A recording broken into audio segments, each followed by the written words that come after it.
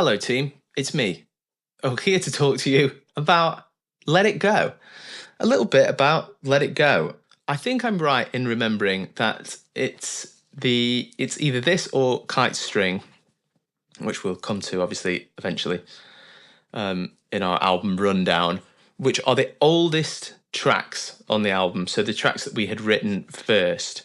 So we had Let It Go for a long time, and it was actually written for a project before Pride's, but it was one of the ones that really stuck with us and felt like it had a home on the way back up. It's kind of a deceptively simple track, really. Chords wise, it's really around those four, which has that sort of nice 80s resolve, like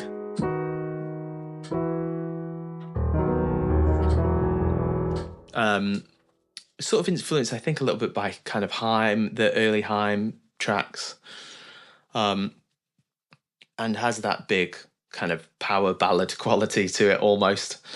And yeah, it's all about the string sample, I think, for me. That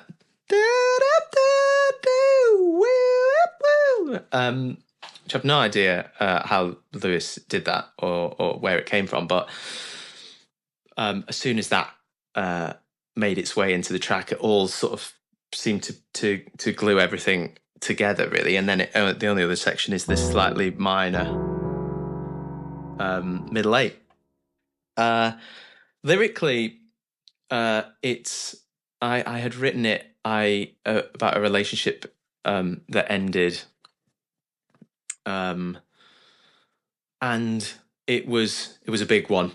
You know, we were together for a very long time, and I guess it was that first serious relationship that I thought, oh, this is it. You know, we are building a life together, and having it come to an end was pretty devastating, and I sort of held on to quite a lot of resentment, I think, for a long time, and was pretty broken up about it. And this was almost a message to myself of it's time to let it go. You know, sometimes it is just healthier to move on.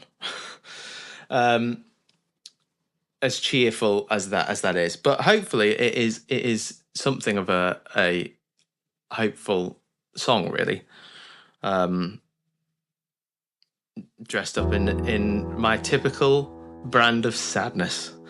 I'm trying to think what else I can tell you about it. I was never very happy with the vocal take on the album of this track. Like, as I say, with it being the longest surviving track, I think it's the oldest vocal recording. And I think it could have done with a few more shades in there, listening back. Although I do think that the song is really strong. I think that maybe I let it down a little bit on the vocal front, so sorry about that. But let's give it a bash at the piano and see how it sounds.